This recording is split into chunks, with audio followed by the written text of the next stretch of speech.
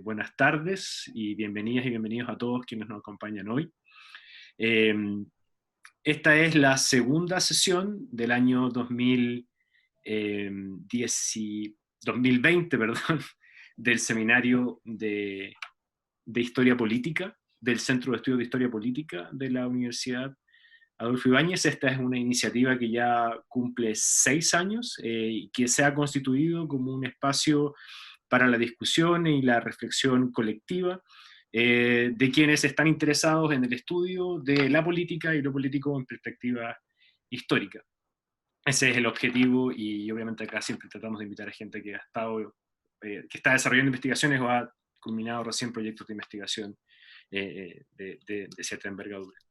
En esta oportunidad nos complace mucho presentarles y obviamente desde ya agradecer la presencia de Vania Markarian.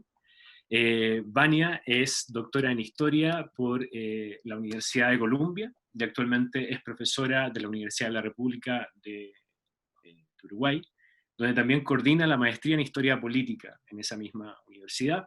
Es responsable del área de investigación histórica del Archivo General de la Universidad y también integrante del Sistema Nacional de Investigadores del Ministerio de Educación y Cultura de Uruguay. Y hace unos minutos también me enteré que es presidenta de la Asociación Uruguaya de Historiadores.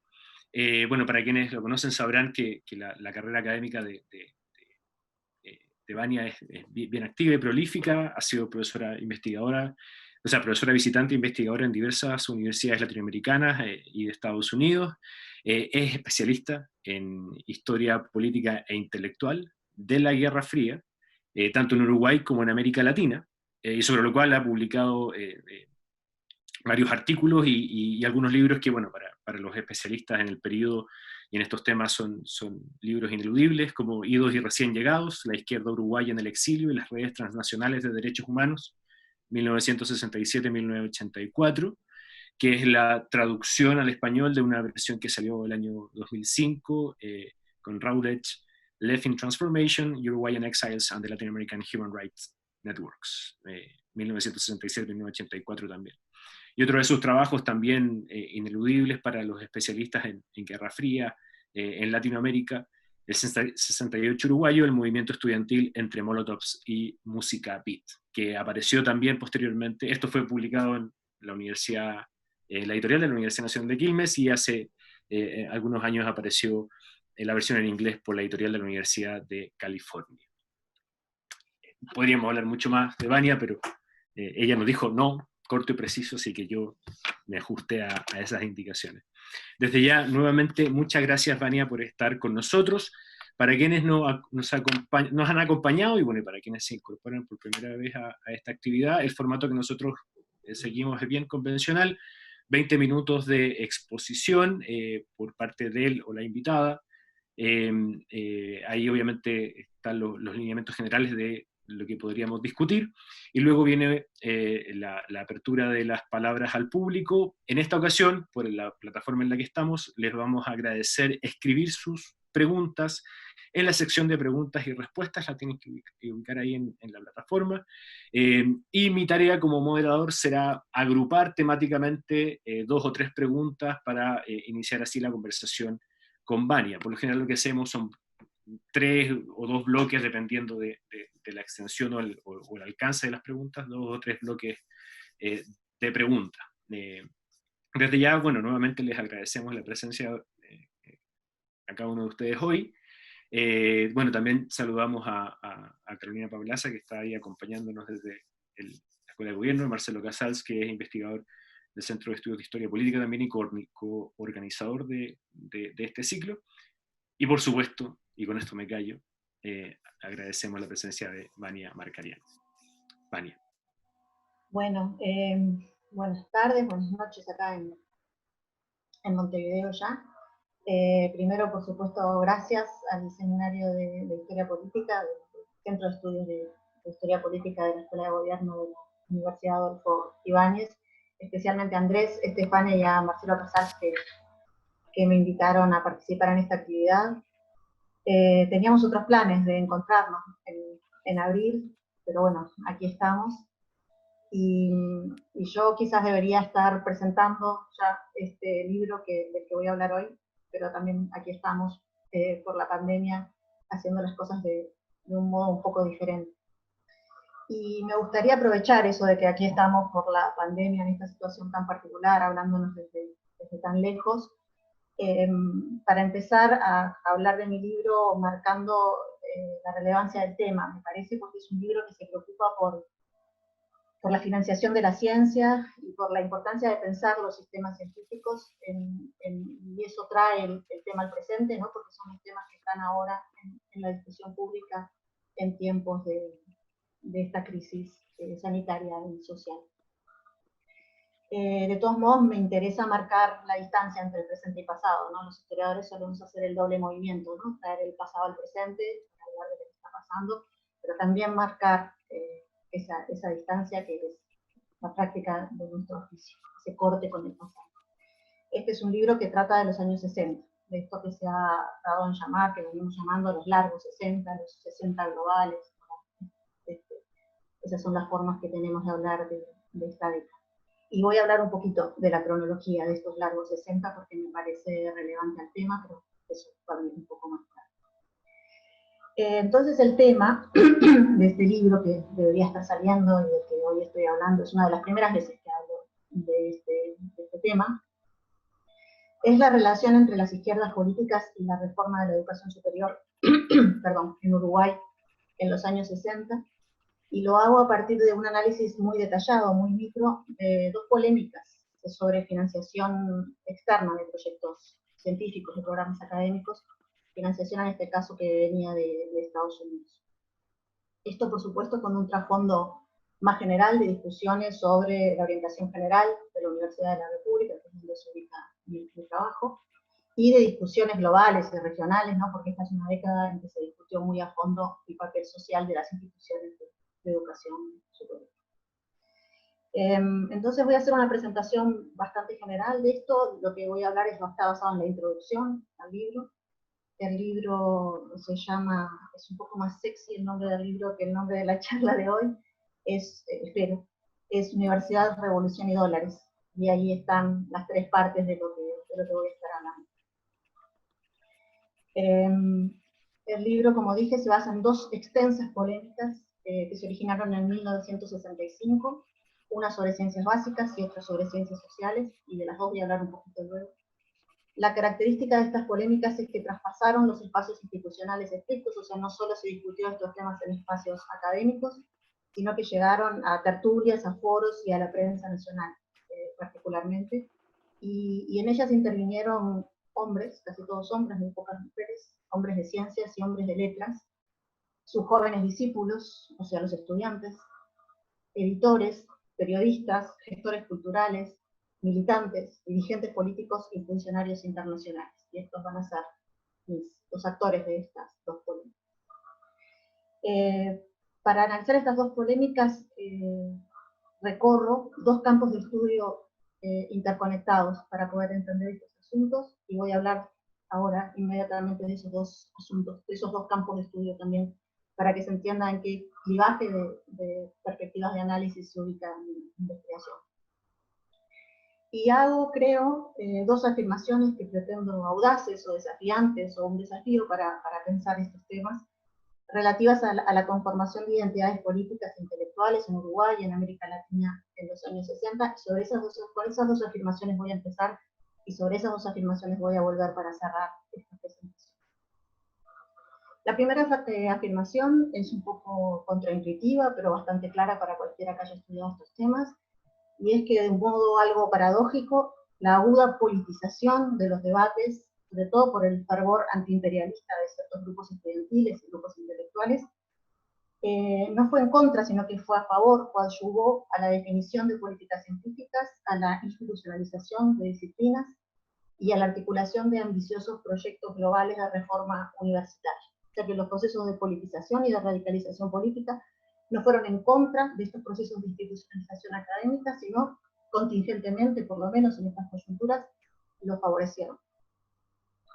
La segunda afirmación que hago es que los intercambios que se dieron en estos debates concurrieron en algún momento a cimentar programas de cambio social bastante radicales, de izquierda, gracias al acercamiento entre diversas tradiciones intelectuales y diversas generaciones de militantes. Y en el caso uruguayo, propongo que estas polémicas fueron conducentes a la unificación de las fuerzas de la izquierda política en la coalición Frente Amplio en el año 71.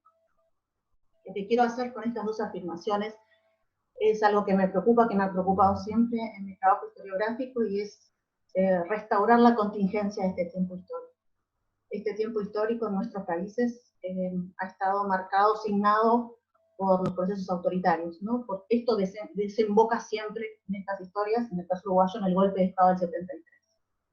O sea, la forma en que hemos contado estas historias es destejiendo la cancelación autoritaria de los proyectos de transformación social. Y a mí me gustaría, me gusta en este trabajo plantear, no llego al contrafáctico, no al condicional contrafáctico, que hubiera pasado si no hubiera habido estos procesos autoritarios, pero sí a pensar a estos debates cancelados antes de su cancelación y como si no supiéramos que fueron efectivamente cancelados. Y sobre esto también voy a volver a afirmar.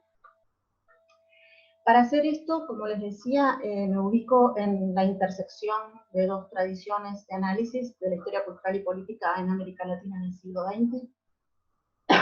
La primera es lo que podríamos llamar historia de la educación, en este caso historia de la educación superior, que en nuestros países ha sido fundamentalmente de las universidades.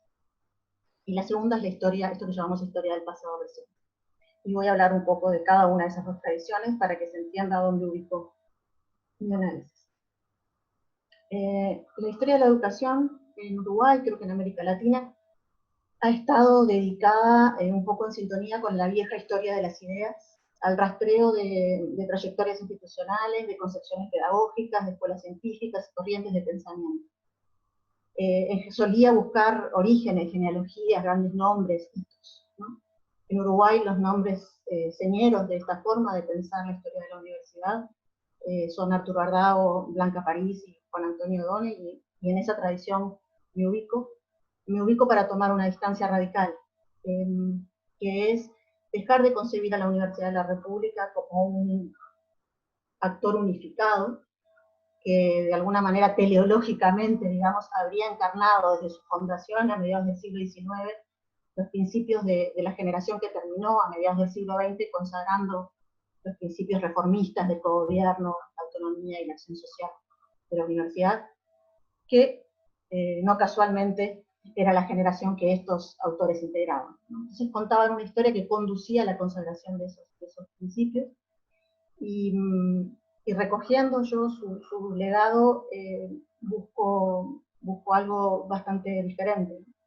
En particular, a partir del uso de un archivo que es mucho más amplio, que tiene que ver con mi propia inserción institucional, de la que hablaba Andrés al principio. Yo trabajo en el Archivo General de la Universidad de la República, y allí hemos hecho colectivamente un esfuerzo muy grande por ampliar la base documental disponible para hablar de estos procesos, por pensar a la universidad en la historia intelectual del país. Hemos ampliado las series documentales institucionales, pero también hemos recogido decenas de archivos privados de personas que fueron protagonistas de estas historias y nos permiten contarla desde otro lugar. También recurrí, por ejemplo, a archivos de organizaciones internacionales. Central en esta historia el archivo del Congreso por la Libertad de la Cultura, que está en Chicago, para pensar tramas transnacionales y vínculos que en las viejas historias de la educación, basadas en esta historia de las ideas de lo que vengo hablando, no figuraban de modo tan prominente. Me interesan entonces a mí los conflictos internos, las superposiciones de intereses y las contradicciones, no como perversiones puntuales para la realización de estos principios ubicados fuera de la historia, en alguna manera, sino como integrales, como parte integral de una trayectoria necesariamente contingente. Y para eso recurrí al diálogo interdisciplinar y a la historiografía social, política y cultural, sobre todo a la nueva historia intelectual en nuestra región, que viene siendo muy fuerte.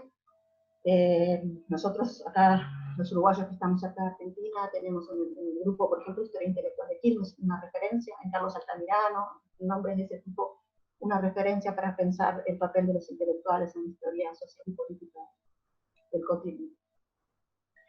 Y por último,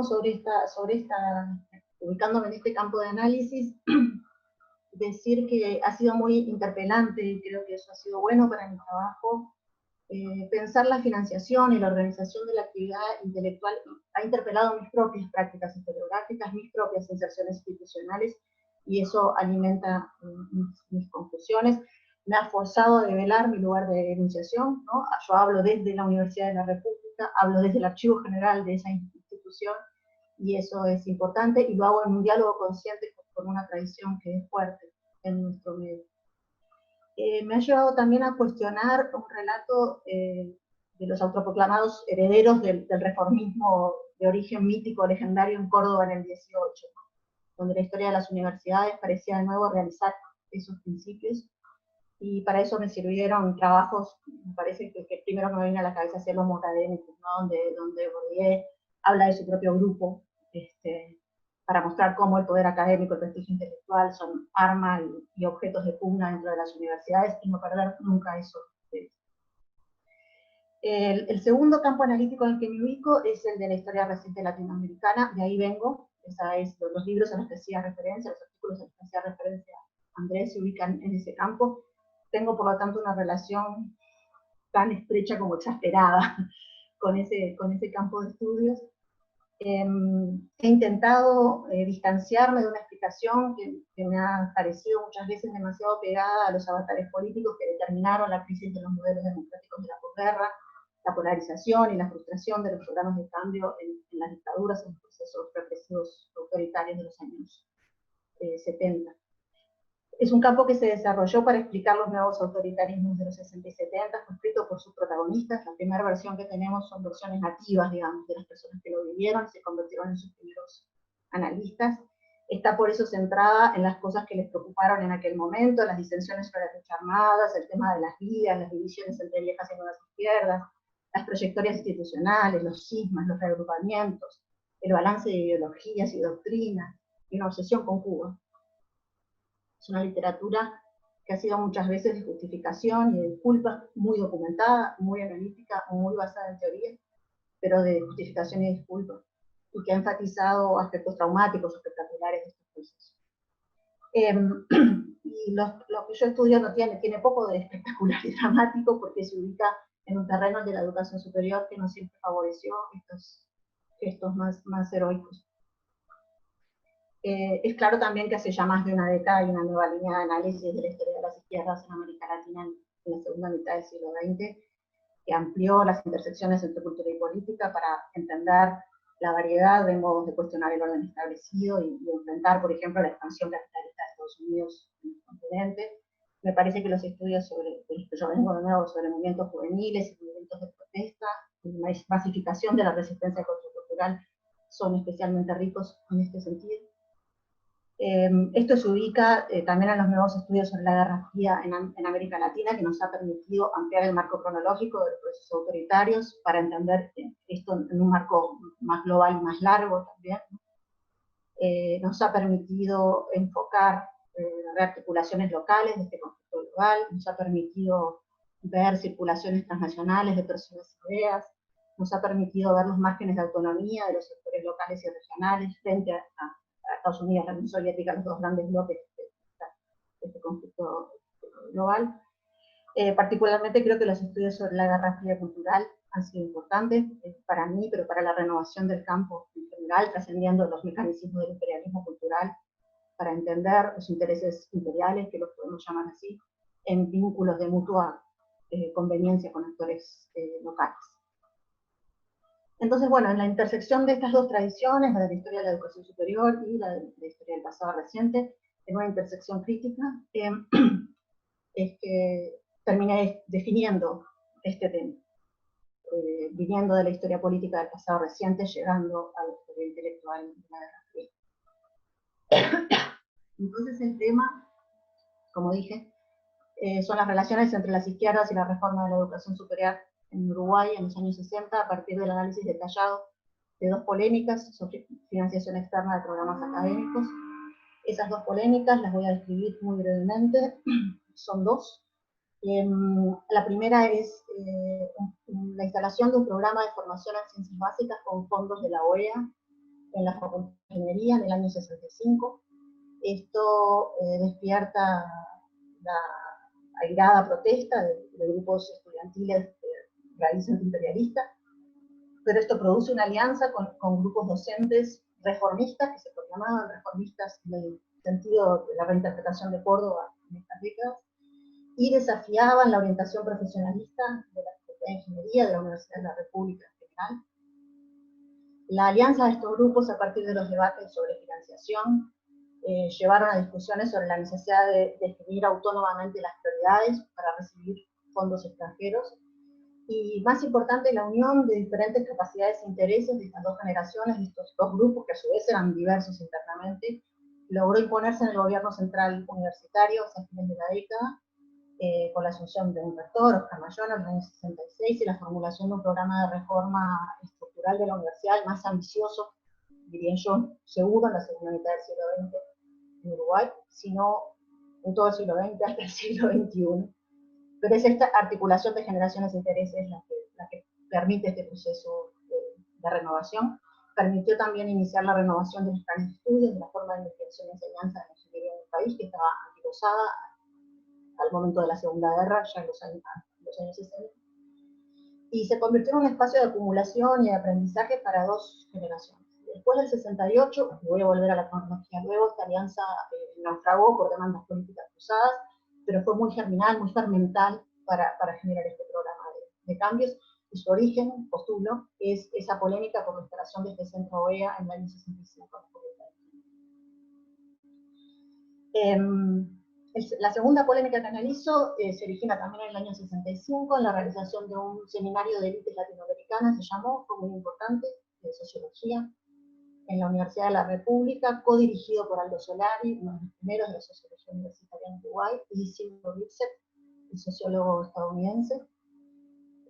Esta alianza entre estas, o sea, de esta incipiente sociología científica universitaria en Uruguay, con este representante de nuevas ciencias sociales modernizantes en Estados Unidos, pareció augurar la profesionalización, o ser favorable a la profesionalización de las ciencias sociales que venían un poco atrasadas en Uruguay.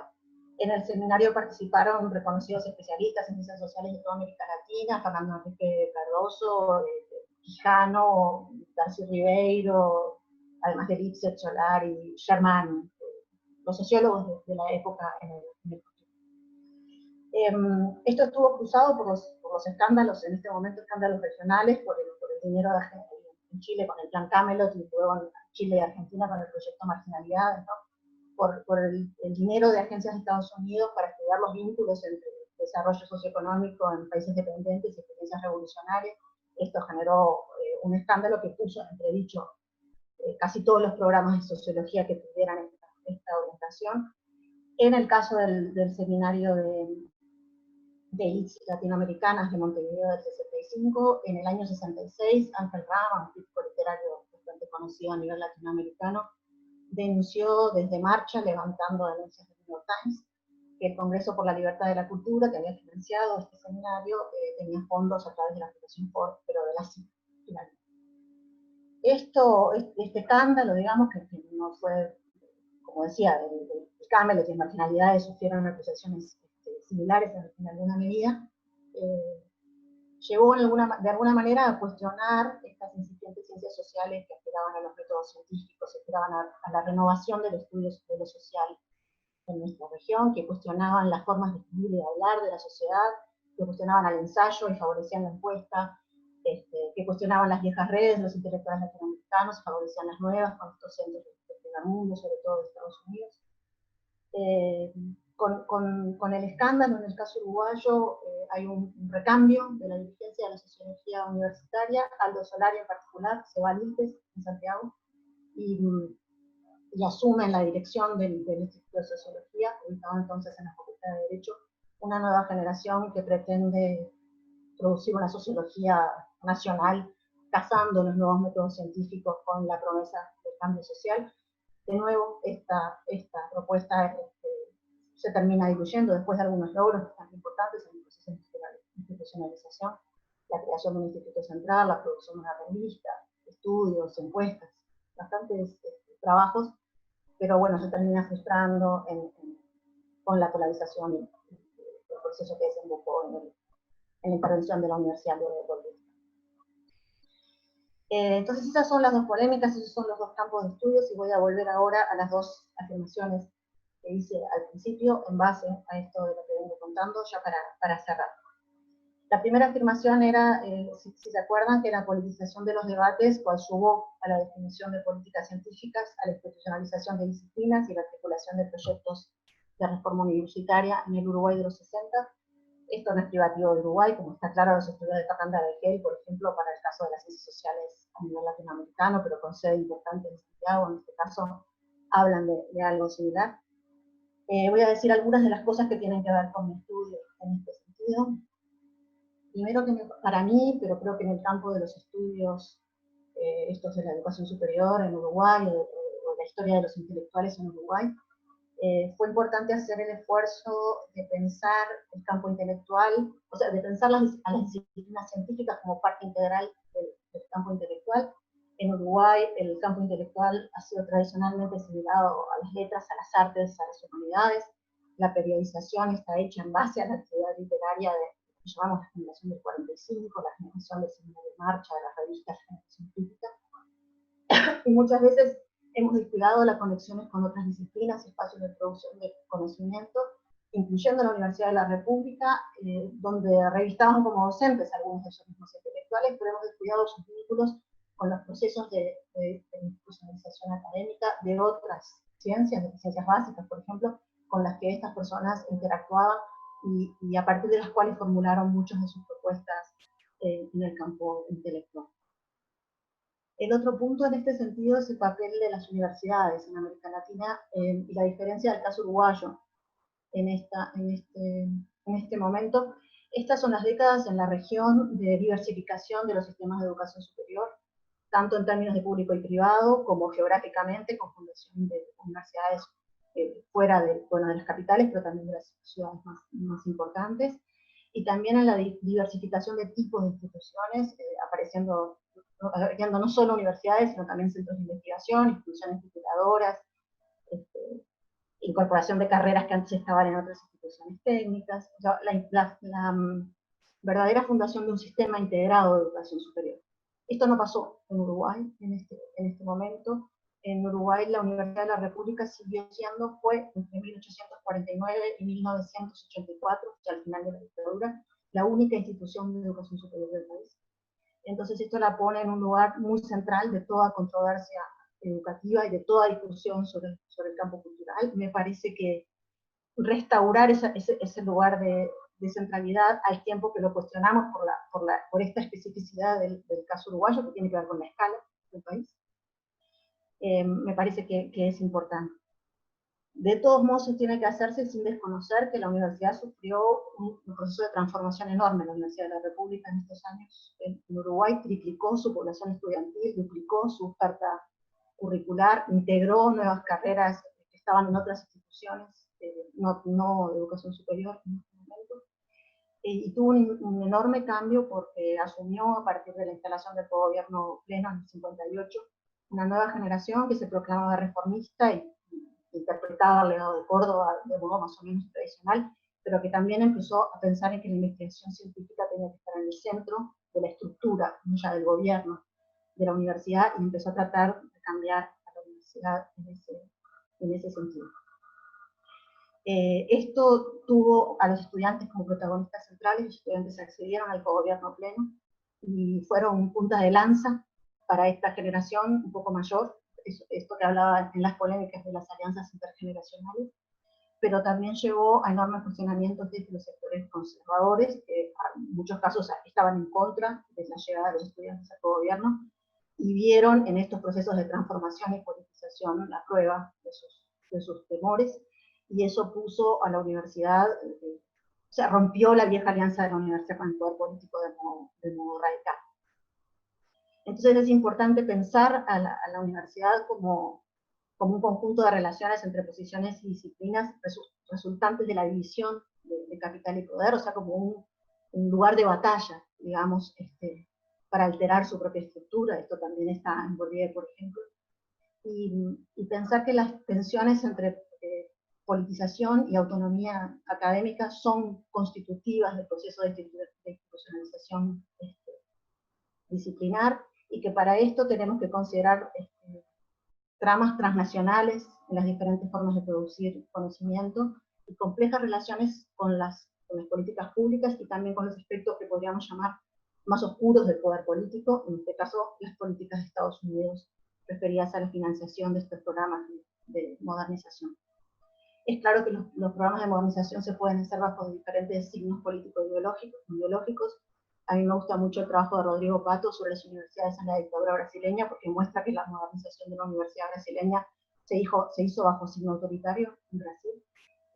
O sea que democracia y modernización de la educación superior no tienen por qué ir juntas, y me parece que eso es algo que hay que tener en mente. Pero en el caso uruguayo, el esfuerzo por modernizar las formas de producción de conocimiento se hizo bajo este signo de la radicalización política, y eso también me parece que es importante tenerlo en mente.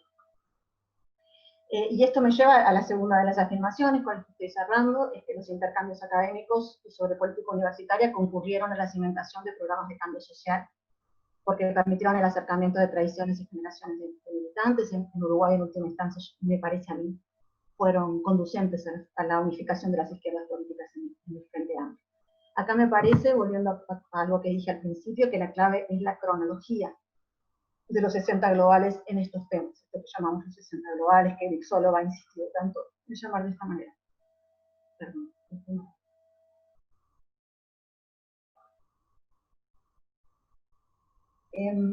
Lo primero, lo que me llevó a mí a estudiar estos temas de esta manera, centrándome en las polémicas, fue la virulencia de los debates. La virulencia fue para mí la señal de alerta.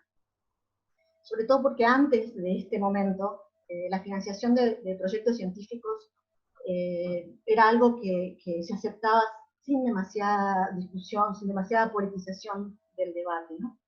La financiación de proyectos científicos fue parte integral del nuevo orden de la posguerra y de las políticas públicas de esta época, luego de las manos de los desarrollismos y las teorías de la modernización. Se empezó a afirmar sin demasiada discusión que las instituciones del conocimiento eran esenciales para el desarrollo socioeconómico de los países del centro y de la periferia, que la reforma de las universidades para promover la ciencia y la tecnología en base a estándares internacionales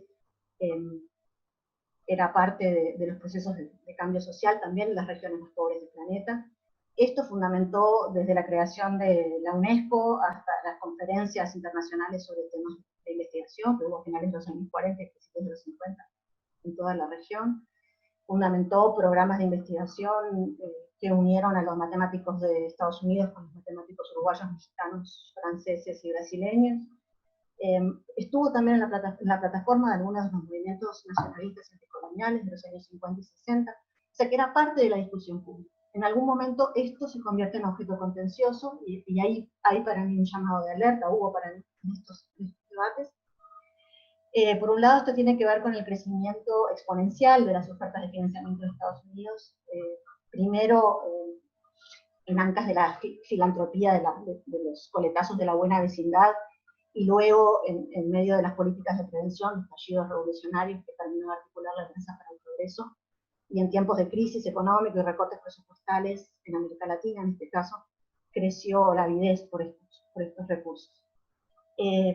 Cuando esto se había planteado, había cambiado radicalmente la forma de concebir la relación entre educación y desarrollo, y eso es lo que me parece que generó la virulencia, que me generó a mí alerta frente a estas polémicas.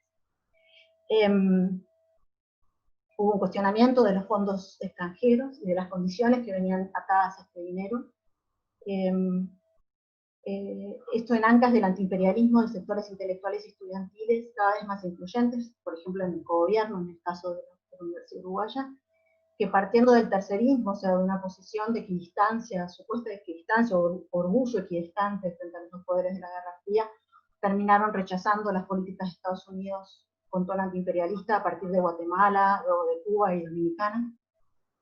Esta desconfianza, como dije, fue alimentada por los proyectos de investigación como el Plan Camelot, el proyecto Marginalidades, o las propuestas de alguien como Atcon, visitó diversas universidades latinoamericanas para proponer de consultor, ¿no? Para promover su modernización. En ese contexto, la Asociación entre Educación y Desarrollo entró en crisis dentro de las propias instituciones educativas. Y crecientes sectores universitarios propugnaron, ahora dependentismo mediante, que solo la transformación social radical modificaría el papel de sus instituciones como reproductoras del orden establecido. Las instituciones ya no eran el motor del desarrollo, sino que solo el cambio radical a nivel de la sociedad, ya sea revolucionario, podría modificar el papel social de las instituciones de educación superior. El 68, lo que llamamos momento 68, fue clave, me parece a mí, en esta cronología. A veces nos olvidamos que los cuestionamientos a los sistemas educativos fue central en el estallido de los ciclos de protesta del 68 en Estados Unidos y en Francia, claramente, pero también en muchas de las universidades latinoamericanas. Y esto ubiquemos donde ubiquemos al momento 68, no me importa si el 68 ocurrió en el 68 o en el 67 o en el 69, estoy hablando de este segundo momento de recrudecimiento de los ciclos de protesta en la Guerra Fría recalentada, digamos, de los 60 en América Latina. No hemos prestado en América Latina, me parece, mucha atención a los asuntos académicos educativos en los movimientos de protesta, y me gustaría postulo con este libro que las dinámicas de reforma institucional fueron centrales para las cambiantes definiciones políticas e ideológicas de los actores universitarios y para sus interacciones con otros sectores movilizados. Los universitarios fueron vitales por su militancia en todos estos movimientos de protesta, pero también por sus aportes a la formulación programática de demandas, que es central en la articulación del movimiento de protesta. Y además, las consideraciones de estos diferentes actores sobre los sistemas de educación superior nos permite percibir intercambios y sistemas que son coyunturales de alianzas, que muchas veces cruzaron las coaliciones y los conglomerados políticos de izquierda, que se peleaban por otros asuntos, por ejemplo, por el tema de las vías, pero que les permitieron actuar en conjunto frente a algunas discusiones puntuales en materia de política educativa. Y esto tiene que ver con algo que también solemos olvidar, y es que adentro de las universidades o de las instituciones educativas pesan los sistemas de prestigio de base académica e intelectual. No solo las filiaciones políticas, no solo la ideología, no solo quién tiene más votos, sino también los sistemas de prestigio de base académica e intelectual. Y esto permite la concurrencia de actores que no necesariamente tienen afinidades político-ideológicas a priori, pero que terminan concurriendo y conformando programas de cambio. En los casos que yo analizo, encontré estos que llamo desencantados del desarrollismo, que vienen de los partidos tradicionales, los sectores progresistas de los partidos tradicionales en Uruguay, comunistas y socialistas de vieja tradición en el gobierno universitario, nuevas generaciones radicalizadas, desilusionadas del tercerismo definidas por Cuba, y fueron las discusiones de los casos concretos las que nos ayudaron a elaborar un pensamiento sistemático sobre la necesidad de reformar la institución, sobre el papel social de la ciencia y la tecnología. Es raro porque la deriva de los universitarios a esas posiciones radicales es muy similar para escritores y artistas, digamos, del compromiso a eso que Claudia Gilman llama el paradójico antiintelectualismo de los intelectuales, que subordinaba las prácticas culturales al programa revolucionario propuesto por Cuba, fundamentalmente. Pero hemos estudiado mucho menos el impacto de estos procesos en los procesos de cuestionamiento a la reforma universitaria, que terminó, como dije, y acá la cronología se vuelve importante, erosionando los postulados optimistas, desarrollistas y modernizadores sobre el papel que podrían tener las instituciones del conocimiento en los procesos de cambio social. Al final del ciclo, que acercaba la contingencia, al final del ciclo, la intervención del año 73 por parte del gobierno autoritario canceló debates que me parece a mí eran todavía terminales, estaban recién floreciendo en términos de los lentos tiempos del debate universitario. Como todos sabemos, las universidades son instituciones que demoran en cambiar. Pero bueno, del despliegue de esos derroteros individuales y colectivos, antes de que esto ocurriera, trata mi libro. Es un libro que, bueno, como sabemos, no tiene un final feliz, pero me parece, ojalá, hago votos, pueda ayudar a imaginar un futuro donde la discusión sobre el financiamiento de la ciencia no emerja solo cuando se detecta una crisis social y sanitaria como la que ahora vivimos. Gracias. Muy bien, muchísimas gracias por esta, digamos, difícil imaginar un mejor avance para presentar un libro, Ania. Muy nítido y sobre todo muy muy actuales los problemas que planteas, tanto para pensar la universidad como institución, pero también los programas de investigación científica, los problemas que supone el financiamiento de esos programas y sobre todo, bueno, la relación de los espacios de formación en educación superior con la sociedad.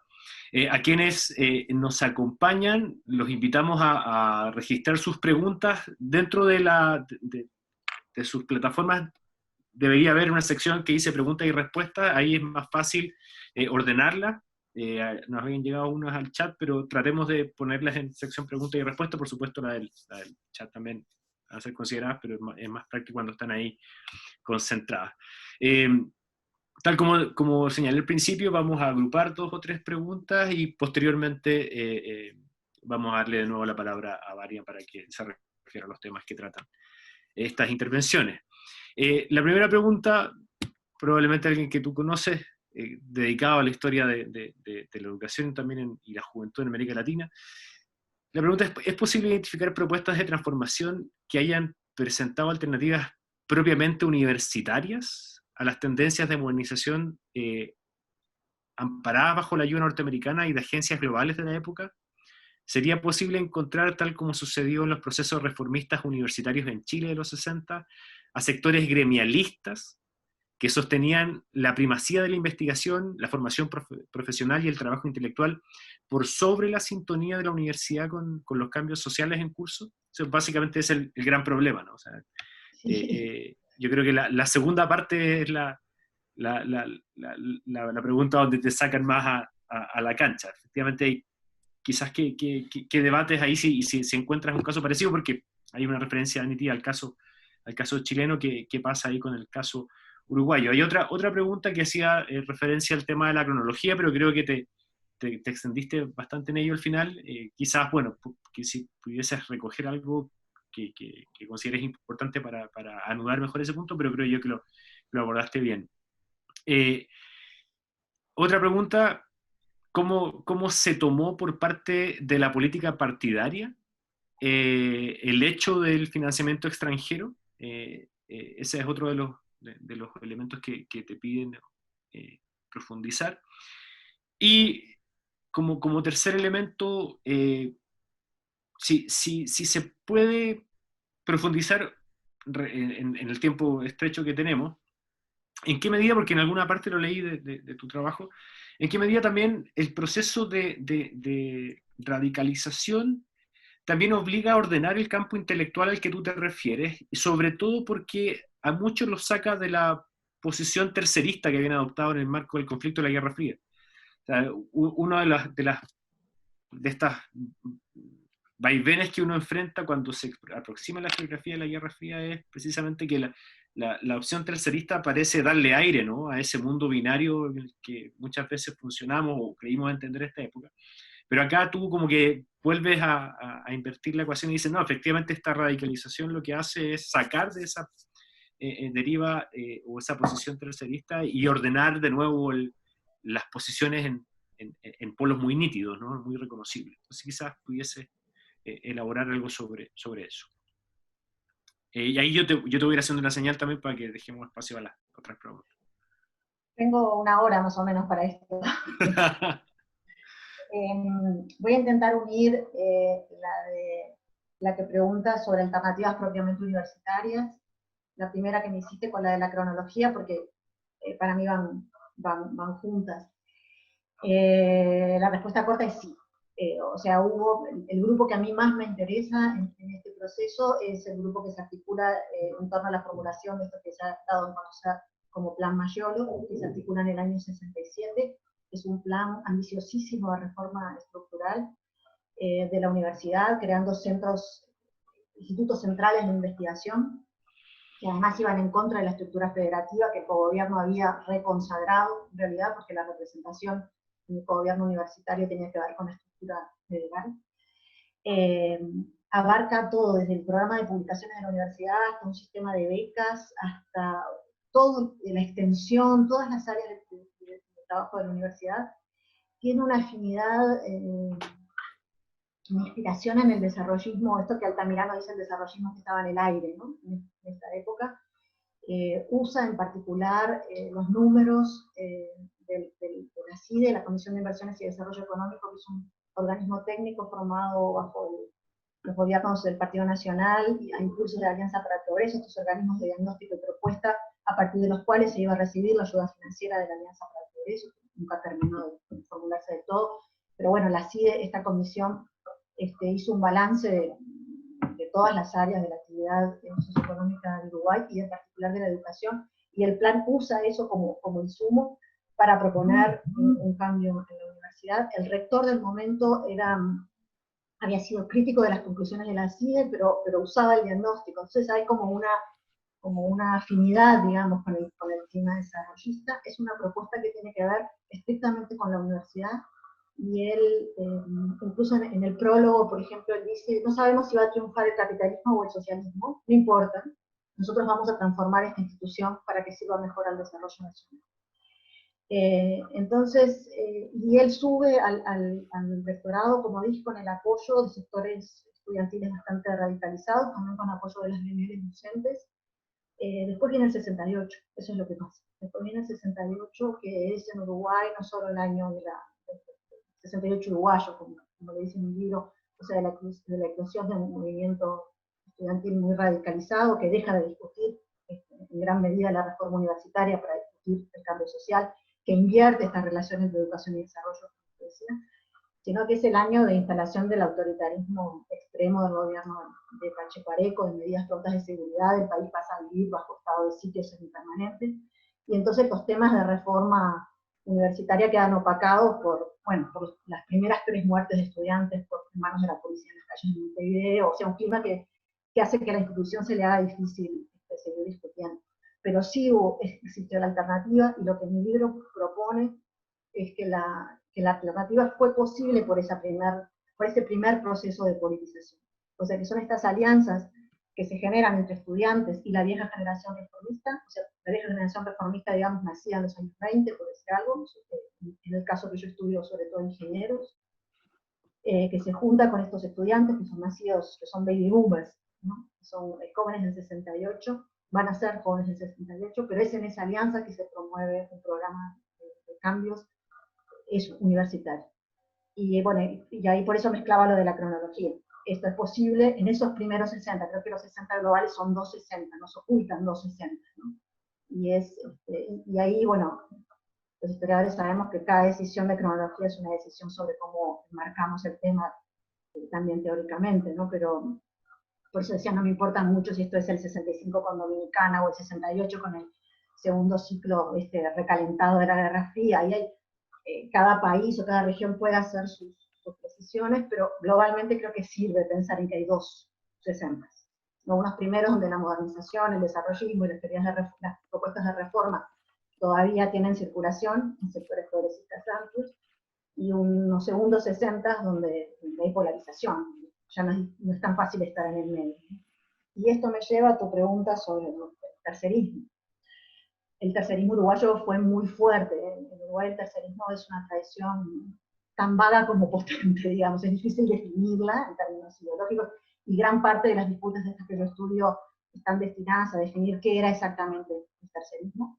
Pero es claro que había un campo de gente que propugnaba que se podía tener una posición equidistante frente a estos 2 imperialismos, estos 2 grandes bloques, aunque en general terminaran criticando más las políticas imperiales de Estados Unidos por un tema de presencia regional, de patio trasero, digamos.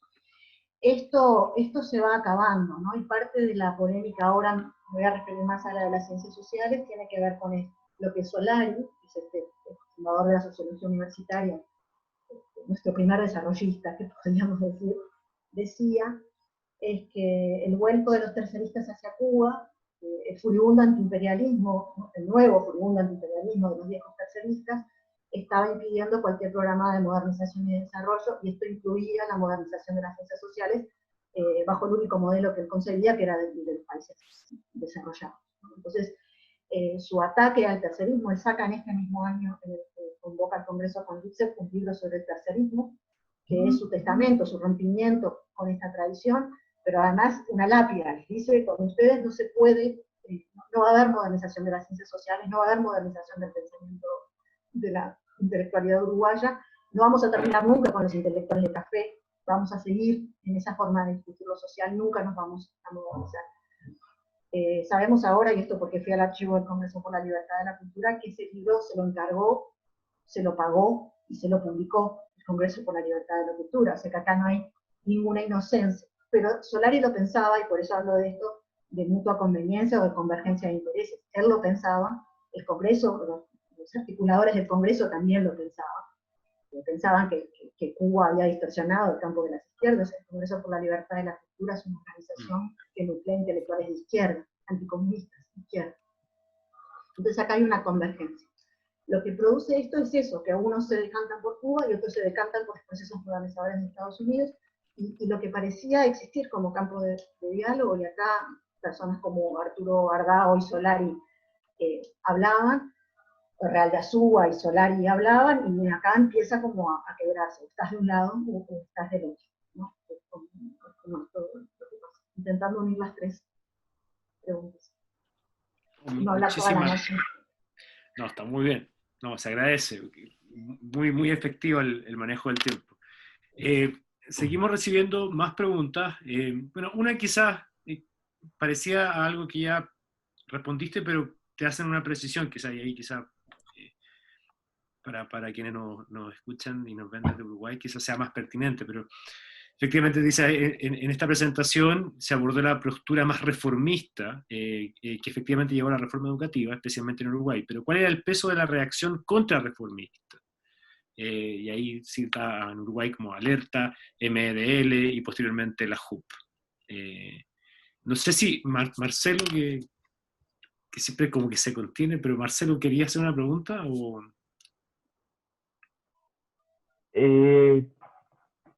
No. Yo creo que después. Ya. Mejor bueno. que le demos esta respuesta y después habrá la pregunta. Dale con esa, Vani. Sí, por supuesto. Yo estudio esto que llamo de modo un poco también audaz los reformistas, porque este grupo que llamo los reformistas tenía una relación ambivalente con el legado de Córdoba, ¿no?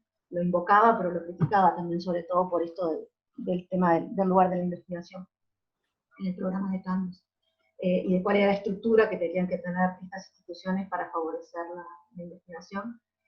Y ahí miraban hacia los modelos, sobre todo de Estados Unidos, para proponer una nueva estructura de las universidades latinoamericanas. Maggiolo, que es este rector del que vengo hablando, decía, la reforma de Córdoba en términos de ciencia no ha dado nada. Esto lo decía a principios de los 50, claro, ya a los 60, cuando el contrarreformismo del que habla, que me hacía esta pregunta, estaba en auge, Maggiolo no se metía tanto con el legado de Córdoba. O sea, las ideas son siempre ideas en disputa, es lo que quiero decir. Y los actores van cambiando porque van disputando con diferentes contrincantes. El contrarreformismo fue muy fuerte también en esta época. En nuestro equipo, en el Archivo General de la Universidad, María Eugenia Jung en particular, estudia estos sectores en cierto detalle, y las discusiones sobre, digamos que la universidad podía ser criticada por los reformistas, por estos actores que yo estudio, por no estar a la altura de las necesidades del desarrollo nacional, por no hacer ciencia de primera calidad, por tener una estructura anquilosada, y estos otros sectores la criticaban por politizada, por caótica, por masificada también. Y lo que hubo acá fue un divorcio de nuevo entre la vieja universidad, que formaba a las élites de los partidos tradicionales que iban a trabajar en el gobierno y en las grandes empresas, las empresas del Estado en muchos casos, y esta nueva universidad que trata de nacer, que tiene otros objetivos. De nuevo, acá la cronología es súper importante. Yo creo, y acá entre el 65 y el 67 todavía hay un espacio para estas discusiones adentro de la Universidad de la República. Incluso si uno mira las relaciones de estos sectores con la Embajada de Estados Unidos, todavía hablan de campos de confluencia, digamos, ¿no? Donde es posible buscar cambios mediante los mecanismos de cogobierno para que estos sectores vuelvan a imponerse en la dirigencia universitaria. Hacia el año 67 ya no hay espacio para esto, se empieza a hablar de fundar otras universidades, pero como dije, la Universidad de la República era muy importante y no había disputa sobre este lugar, hasta que llegan estos sectores. tiene que ver con reclamos regionales. La idea de fundar lo que se llamaba una Universidad del Norte tiene que ver con esto, era para asistir a una región del país que quedaba lejos de la Universidad de Montevideo, pero a la vez para promover un nuevo modelo más tecnocrático, en alguna medida se podría llamar, de formación terciaria. También estos sectores se radicalizan, ¿no? También hay como una especie de momento 68 de estos sectores, hay mucha violencia, ¿no? Hay un famoso asalto a la universidad, o sea, hay mucho enfrentamiento. En el proceso que yo analizo, la Facultad de Ingeniería es central en esto, porque en la Facultad de Ingeniería hasta el año 66-67 predominaban estos sectores, contrarreformistas que defendían el viejo esquema profesionalista, digamos, de la facultad. Y son estos sectores, esta alianza entre los docentes reformistas y los estudiantes antiimperialistas, para decirlo de modo claro, que logran, a partir de su incidencia en el gobierno central, que el rectorado intervenga la facultad y cambie la dirigencia. O sea, que lo que no lograba en ingeniería lo logran por intervención del poder central. Pero esto es, evidentemente, porque estos sectores tienen mucha fuerza, ¿no? Que si no, no hubiera sido necesario. Y Ahora ahí sí, está. tengo una pregunta. Que yo sé que son cuestiones que has investigado antes, pero me gustaría saber cómo se ve esto desde esta óptica. Pensando en circulaciones de referentes internacionales, de hechos, sobre todo pensando también en particular en el año 68 en específico. ¿Cómo o hasta qué punto el proceso que tú estás estudiando en este libro eh, respondió o se vio influido por lo que pasó el 68 en particular, en México, en Francia, etcétera? Y si también puedes hacer una reflexión más general sobre algo que mencionaste al principio de tu presentación, de hasta qué punto lo que estás estudiando acá en este libro también sirve para redefinir a nivel metodológico y conceptual la articulación entre eventos específicos, ¿cierto? Como el que estás estudiando acá, de un lugar en particular, una universidad en particular, con fenómenos más generales que vayan más allá de las redes, ¿no? Que vayan más allá del financiamiento, que evidentemente que es algo relevante, pero quizás la manera más directa de entender la influencia de un contexto internacional en eventos específicos. No sé si se entendió la pregunta. Voy a tratar, me decís después si estoy contestando o no entendí. La primera es un tema que a mí me ha interesado mucho y yo,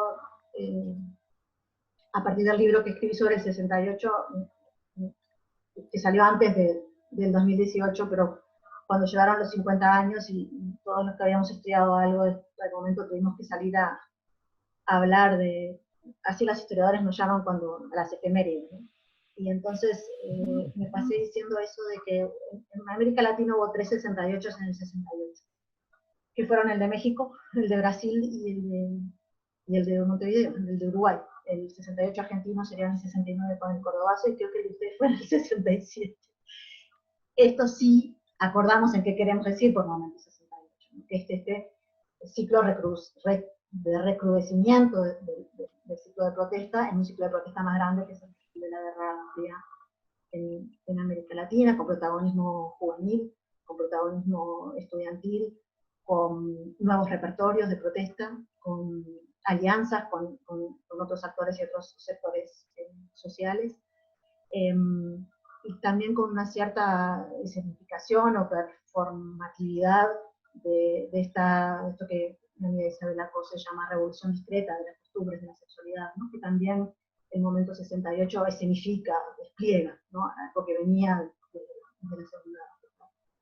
Entonces, si estamos de acuerdo en esta definición del momento 68, el momento 68, como dije, para mí es clave en la cronología uruguaya, sin lugar a dudas, pero me parece que si miramos los 3 68 latinoamericanos, podemos decir que en lugares que están bajo un régimen político muy diferente, porque en Brasil ya había habido golpe de Estado, pero el 68 marca la constitucional número 5, y el proceso es parecido, la muerte de un estudiante, la salida a la calle, los nuevos repertorios de protesta del movimiento estudiantil y el final del asunto con un recrudecimiento represivo.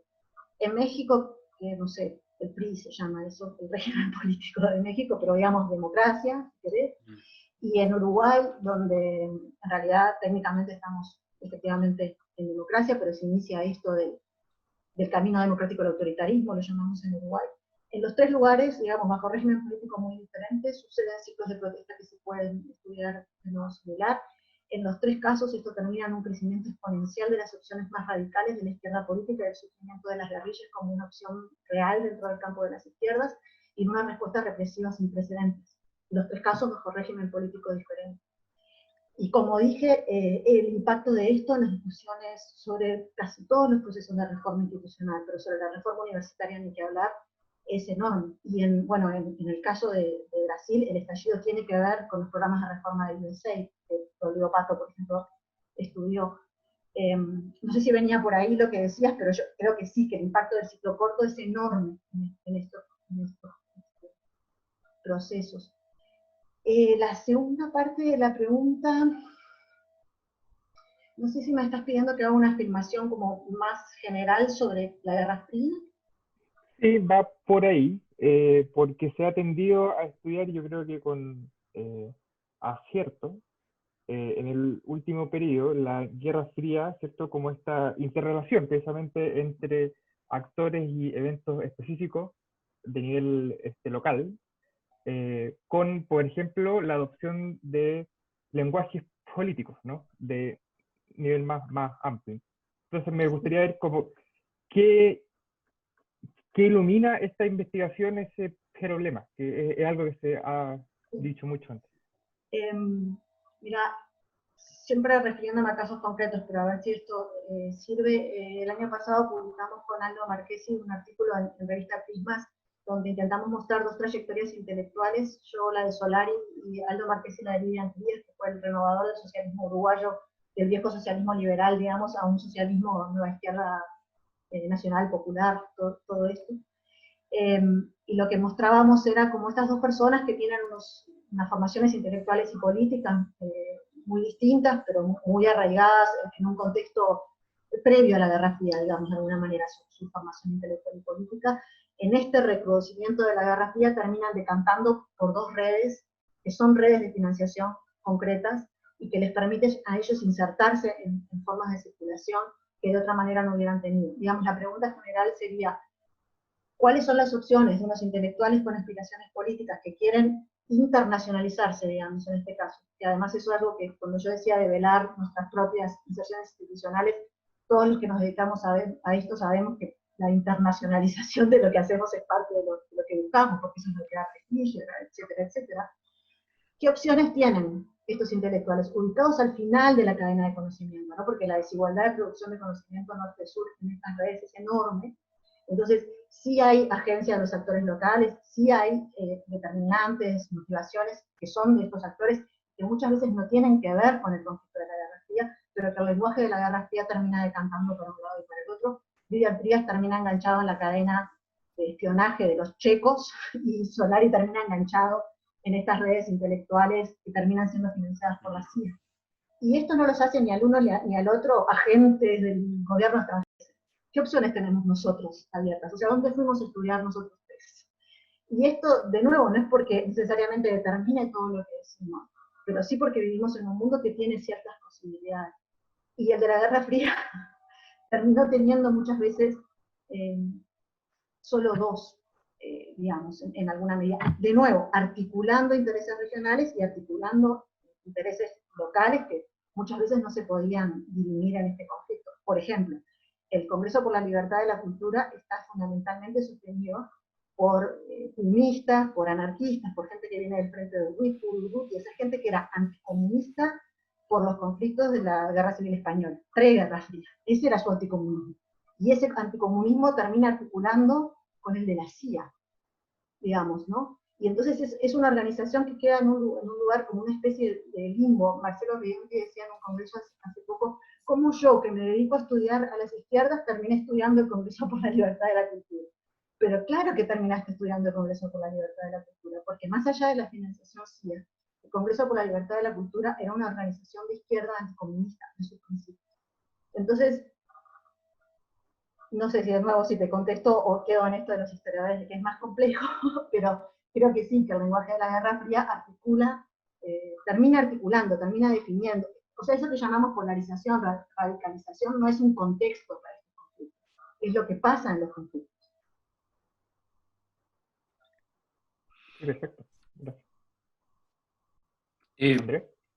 sí, como última pregunta, ya estamos justo en el tiempo, pero si puedes elaborar algo en los minutos que nos quedan. Hay un pasaje en tu intervención, y que también está en el texto, de que dibujas o delineas una izquierda muy preocupada por la investigación universitaria, no porque es parte de las actividades que se realizan en la universidad, sino porque también ahí hay un motor importante de intervención en este compromiso con el cambio social. Y que es digamos que es una constatación que a uno le parece saludable ver en la historia de la izquierda, pero a uno le preocupa que parece que no es algo que esté vivo hoy día en las izquierdas, al menos continentales, ¿no? Entonces, me gustaría, si pudieses explicar más o menos cuál es el contenido de esa preocupación ya más densa de esta izquierda con la investigación universitaria, y en qué medida ahí se jugaba parte importante de la agenda de transformación. Insisto, parece ser que hay una relación ahí enjundiosa más allá de que nos importa porque es algo que se hace en la universidad.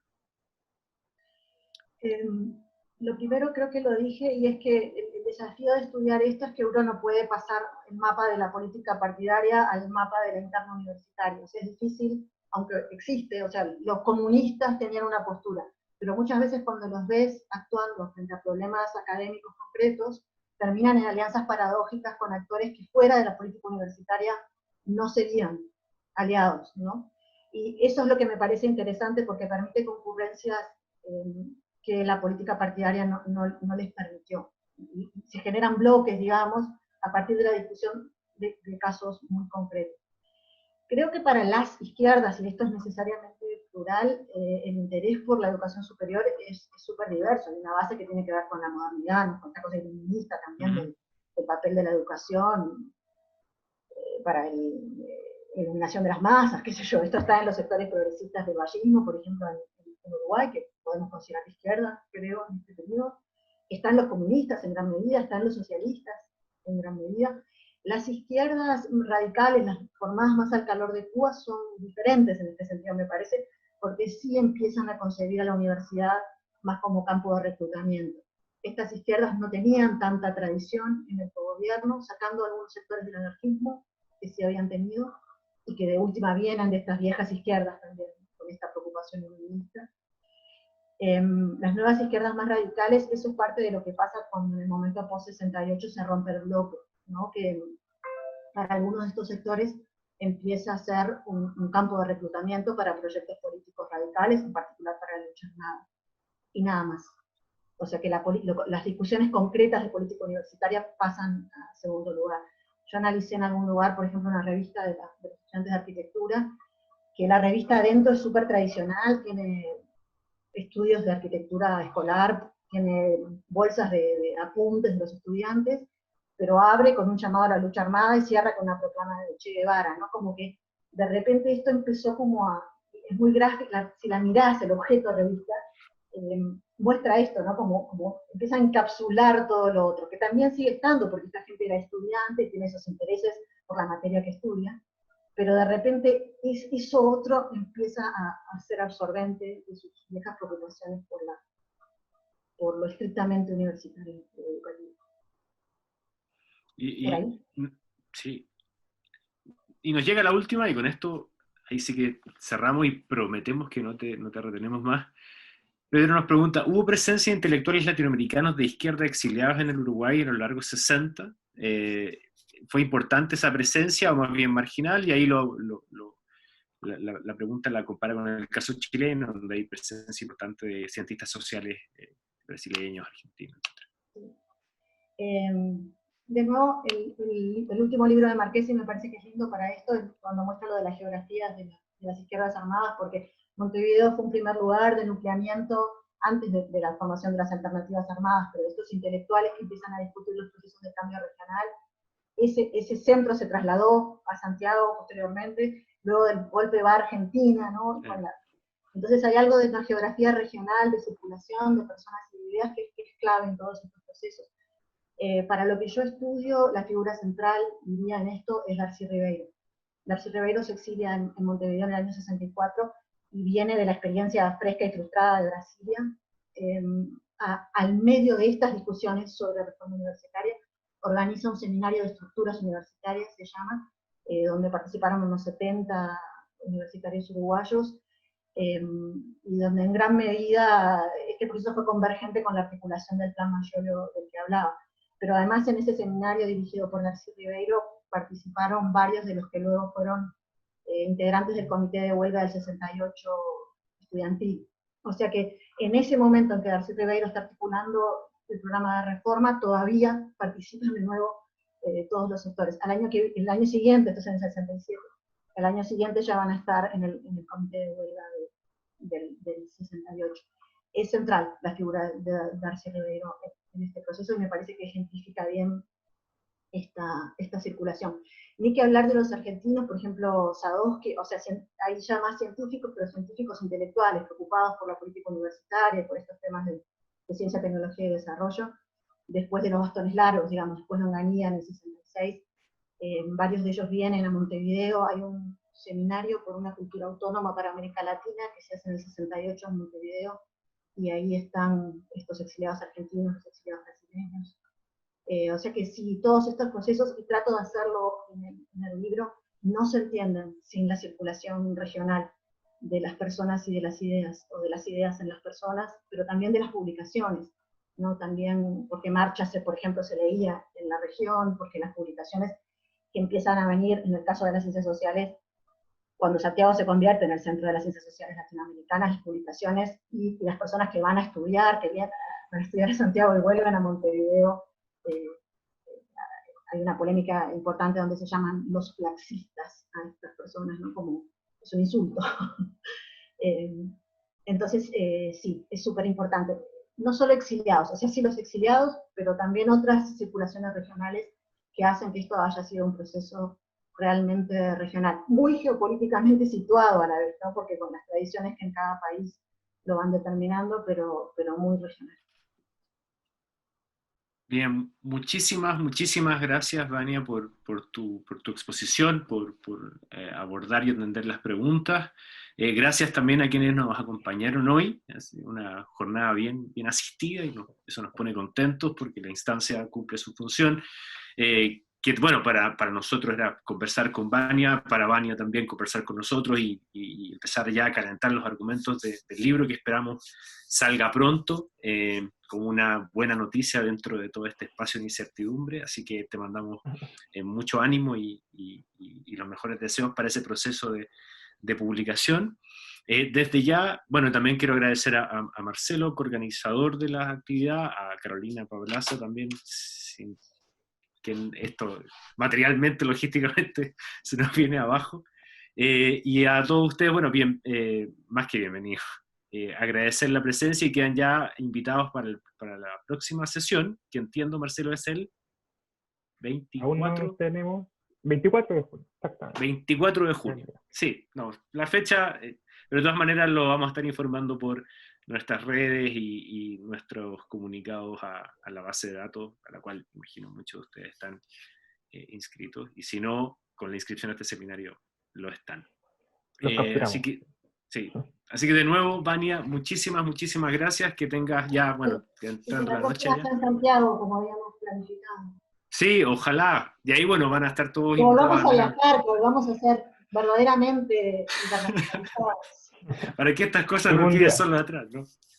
Sí, no, por supuesto que tenemos que retomar y por supuesto, cuando eso se materialice, lo vamos a hacer saber. Así que, desde ya, muchas gracias de nuevo. Ya que esté muy bien, buenas noches. Chao y buenas noches a todos.